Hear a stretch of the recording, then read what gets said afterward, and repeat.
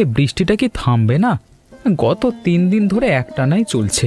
College বন্ধ, বাইরে কোথাও পা ফেলবার জো নেই। চার দেওয়ালের মাঝে থাকতে থাকতে দম বন্ধ হয়ে আসছে। তুই তো দেখি বিরক্ত হচ্ছিস, কিন্তু আমার অবস্থাটা ভাব। পকেটে টান পড়েছে। এই বৃষ্টির মধ্যে কোথাও বেরোনোর সাহসও নেই। কোথাও গিয়ে যদি 1 কাপ গরম চা আর আড্ডা হতো, মন্দ হতো না।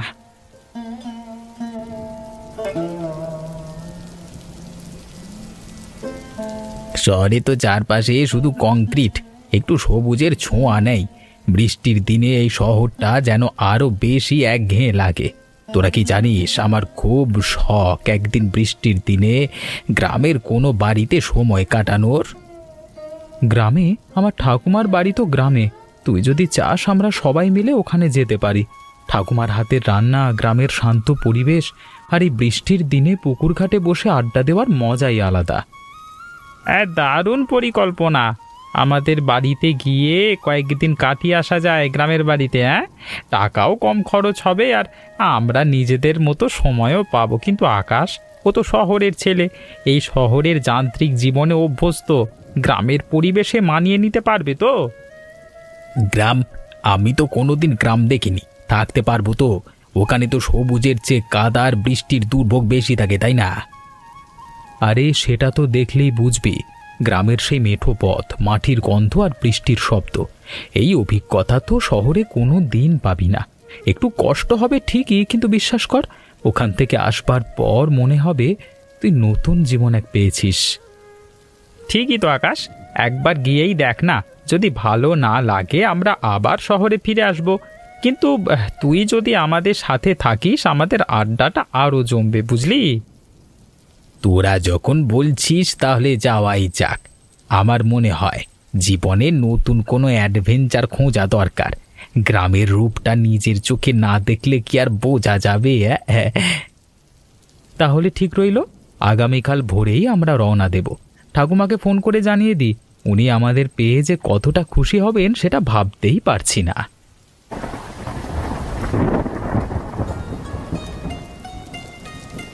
ও দিদা, দিদা শুনছেন? একটা দারুণ খবর আছে আপনার জন্য। আপনার নাতি রাহুল ফোন করেছিল। আয় আয় মোহিনী, ভেতরে আয়। কি বলছে রাহুল? কতদিন ওকে দেখিনি। ও কি ভালো আছে? হ্যাঁ দিদা, একদম ভালো আছে। সে আজ সকালে ফোন করে বলল ওরা কালই আসছে এখানে। শুধু রাহুল একা নয়, সাথে ওর 2 বন্ধুকেও নিয়ে আসছে। ও মা, তাই নাকি? আমার রাহুল আসছে? আমার অনেক দিনের শখ ছিল ও যদি এই বৃষ্টিতে গ্রামে একবার আসে। আর বন্ধুরাও আসছে। আহা, কতদিন বাড়ির বারান্দায় লোকজনের হইচই শুনিনি। তুই জানিস মোহিনী, ঘরের মধ্যে আমার কেমন যেন একঘেয়েমি লাগে। ও এলে বাড়িটা যেন প্রাণ ফিরে পাবে। আমি জানি তো দিদা, আমি তো ওর ফোন পাওয়ার পর থেকেই খুশিতে নাচছি।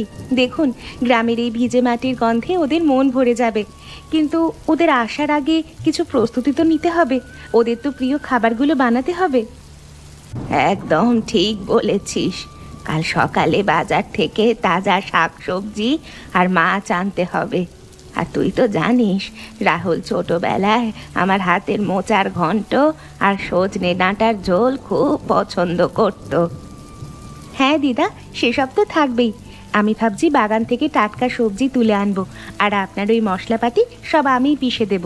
ও যখন আসবে যেন মনে হয় স্বর্গে এসেছে। বৃষ্টির দিনে গরম গরম খিচুড়ি আর বেগুন ভাজা হলে মন্দ হবে না, কি বলেন? তুই আমার জন্য যা করিস মোহিনী, সত্যি আমি কৃতজ্ঞ। একা মানুষ আমি, তুই না থাকলে এই বয়সে আমি কিভাবে সামলাতাম জানি না। ওদের জন্য বিছানাগুলো রোদ দেখিয়ে ঝেড়ে রাখতে হবে। ওসব চিন্তা আপনার করতে হবে না দিদা, আমি আজ বিকেলেই সব গুছিয়ে রাখবো। আপনি শুধু ওদের দেখার জন্য প্রস্তুতি নিন। এখন যাই, কাল সকাল সকাল সব গোছাতে হবে তো।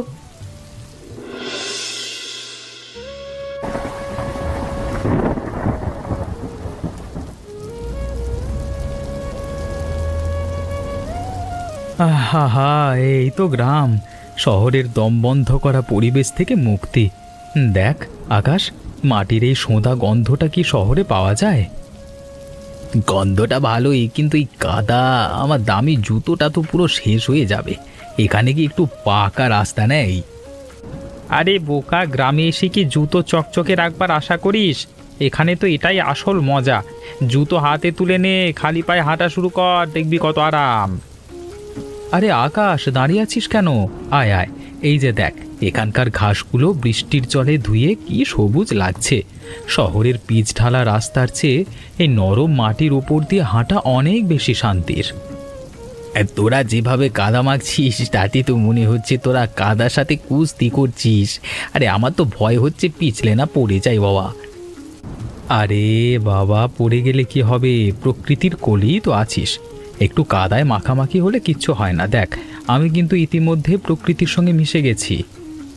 আহা, আর তোরা দেখছি পাগল হয়ে গেছিস। হ্যাঁ, গ্রামের হাওয়া কি মানুষের মাথা খারাপ করে দেয়? না আকাশ, এটা মাথা খারাপ নয়, এটা হচ্ছে প্রাণ খুলে বাঁচা। শহরে তো সব কিছুতে হিসেব নিকেশ, এখানে কোনো হিসেব নেই, শুধু আনন্দ আর প্রশান্তি। আয়, আর খানিকটা পথ গেলেই ঠাকুমার বাড়ি, দেখবি সেখানে পৌঁছে ক্লান্তি একদম ধুয়ে মুছে যাবে।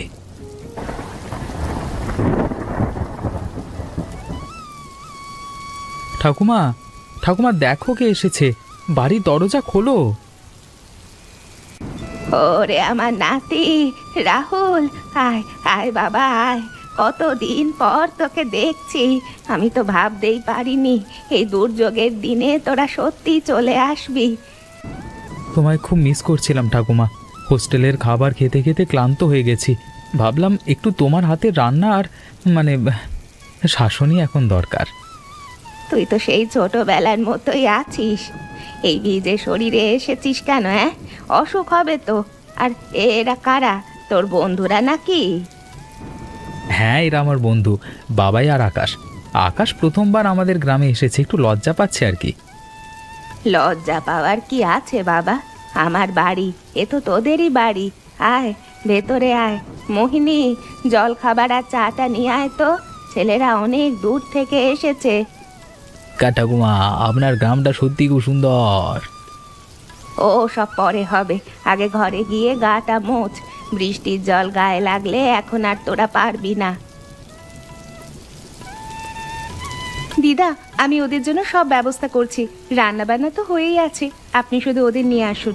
আমি এবার একটু নিজের বাড়ি যাই, মা আবার রান্না নিয়ে অপেক্ষা করছে আমার জন্য। আরে মোহিনী, একটু বসলে না হয়? আমরা সবই তো মাত্র এলাম, তাড়াতাড়ি বাড়ি চলে যাবে। আরে না রে, আমি আবার পরে আসবো, তোরা বিশ্রাম কর, আমি আসি দিদা।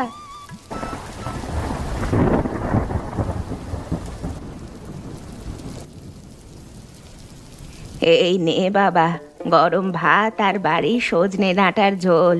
কতদিন পর নাতিদের পাত পেড়ে খাওয়াচ্ছি।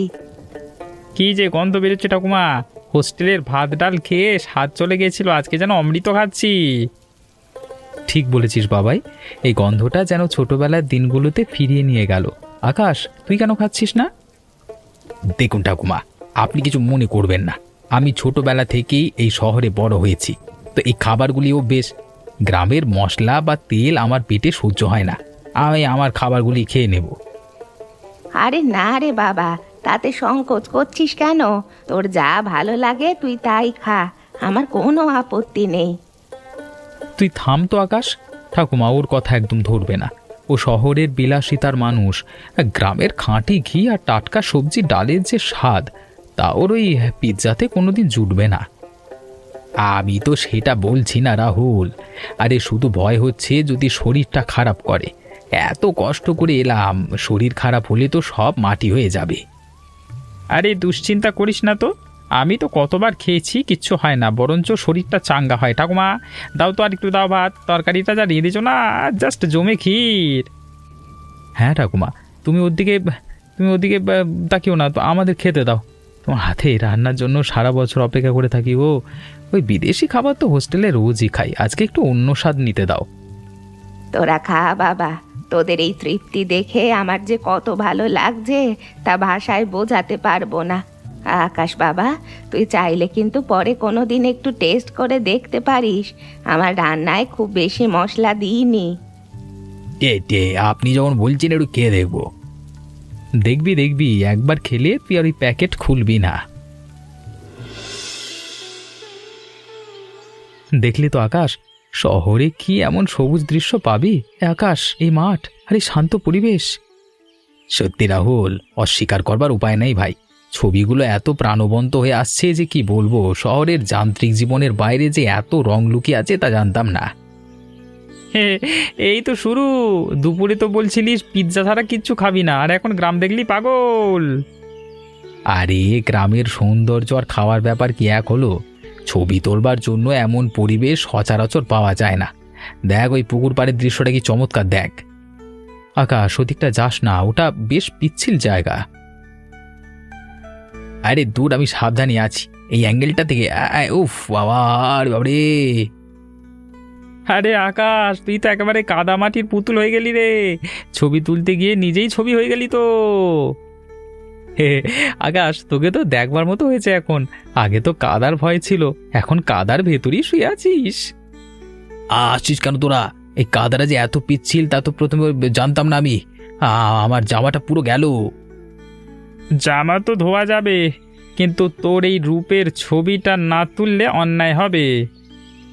চল বাড়ি চল, ঠাকুমা দেখলে বলবে এই শহরের ছেলেকে বাঘে না ধরলেও কাদাতে তো ধরেছে। হে কি দশা বাবা আকাশ, তুই তো দেখছি কাদার পুকুরে ডুব দিয়ে এসেছিস। বলবেন না ঠাকুমা, আমি তো কাদাতে যাইনি, কাদায় আমাকে টেনে নিল হুট করে। ওই যে দেখ, ডান দিকের কোণে বাথরুম, তাড়াতাড়ি যা বাবা, গা হাত পা ধুয়ে আয়, না হলে তোকে ঘরে ঢুকতে দেব না কিন্তু।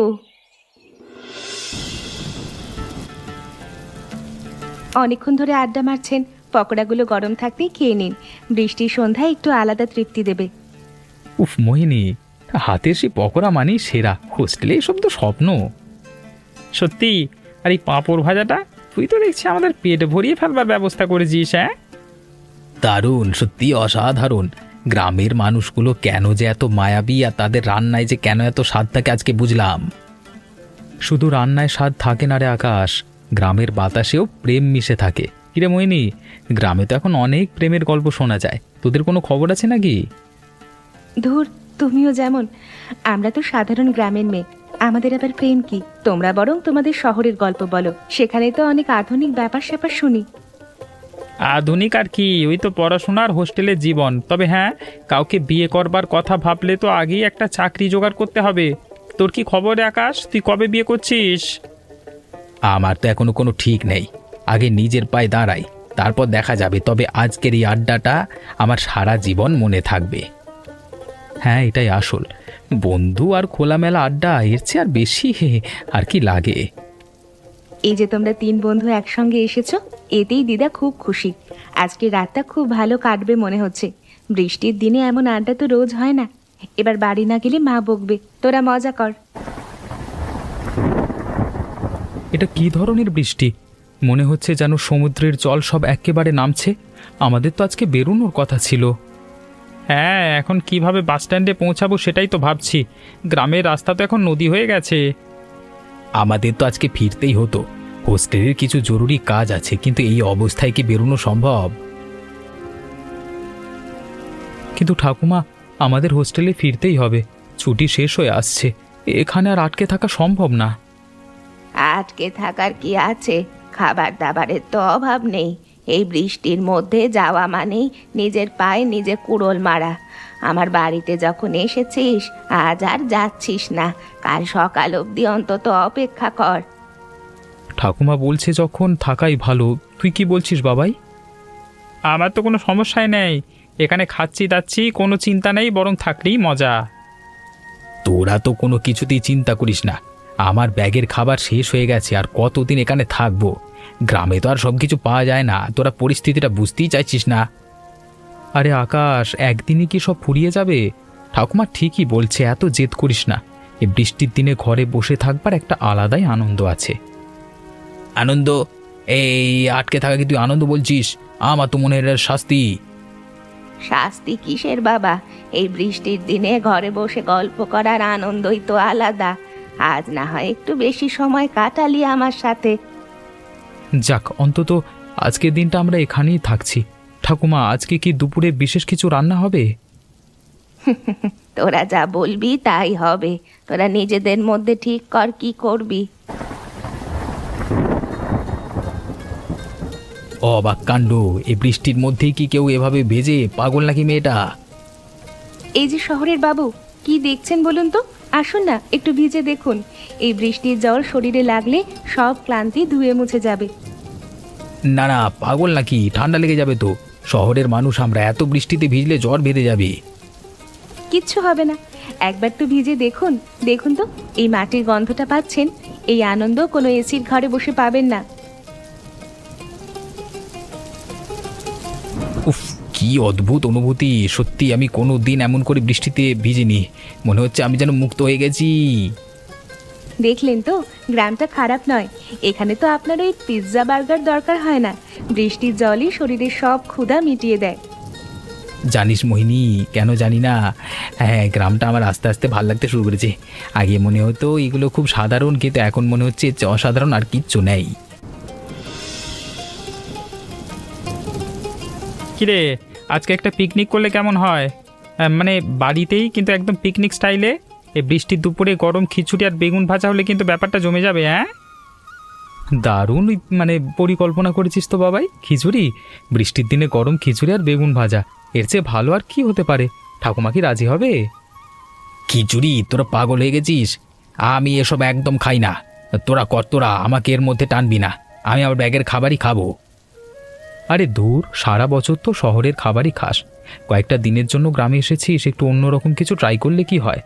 আমরা সবাই মিলে রান্না করছি, তুই না খেলে কি আর ভালো লাগে? না রাহুল, আমার ওই চটপটা বা ওই ধরনের কোনো খাবার একদম ভাল লাগে না। আমার পেটের যা অবস্থা, তাতে আমি রিস্ক নিতে পারবো না। তোরা তোদের পিকনিক কর, আমি ওসব ঝামেলায় নাই। কিন্তু আকাশ, এটা তো শুধু খিচুড়ি নয়, এটা একটা অভিজ্ঞতার ব্যাপার। আমরা সবাই মিলে রান্না করব, সবাই মিলে আড্ডা মারবো, তুই একা একা বসে থাকবি? হ্যাঁ, থাকবো। তোদের পিকনিকে ঝামেলা আমাকে অনুরোধ করিস না। আমি আমার খাবারে খুশি।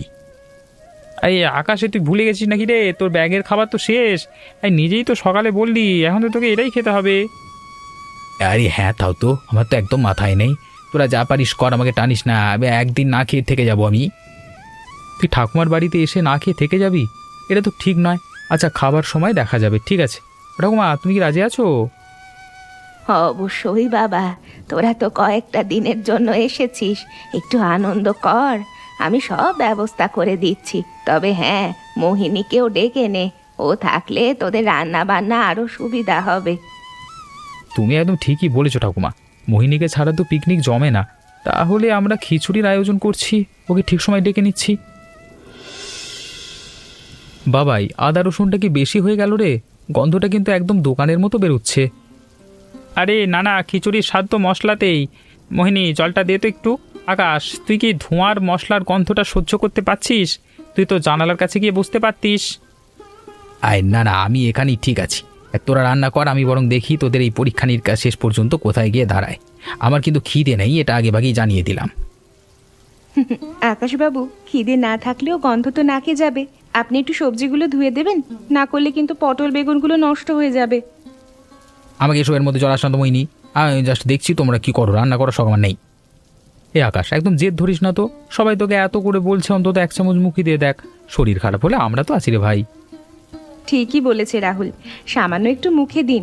শরীর ভালো না থাকলে তো এই খিচুড়ি পথ্যের মতো কাজ করবে। আপনি তো জানেনই না, এই চাল ডাল আর সবজির মিশেলে যে কি জাদু আছে। তোরা আমাকে বিরক্ত করিস না তো, আমি ভালো আছি।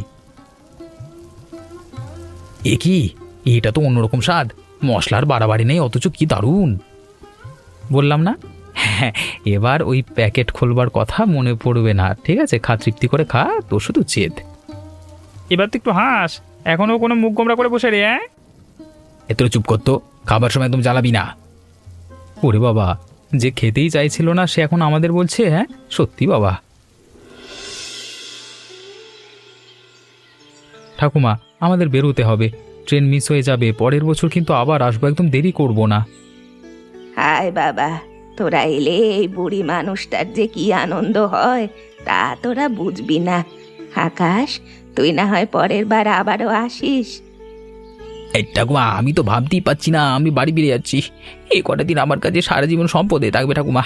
বৃষ্টির দুপুরে ওই খিচুড়ি স্বাদ আর ভিজে উঠোনে মোহিনীর সাথে সে হাসি, এসব কি কখনো বলা যায়?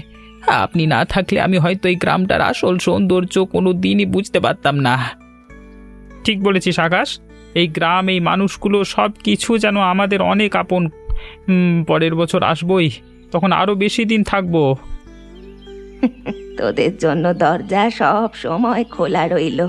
সাবধানে যাস কিন্তু, যাওয়ার সময় মনে করিস না যে আমি একা। তোদের স্মৃতিগুলোই আমার সঙ্গী। আসছি ঠাকুমা, মোহিনীকে বলে দিও ও যেন আমাদের কথা ভুলে না যায়। ওই পাঁপড় ভাজা আর পকোড়ার আড্ডাটা আমরা খুব মিস করব। ঠাকুমা, আপনি শুধু ভালো থাকবেন। পরের বছর আবার এই খিচুড়ির পিকনিক হবে, আমি কথা দিচ্ছি। আমরা আবার আসবো, সাবধানে থাকবেন।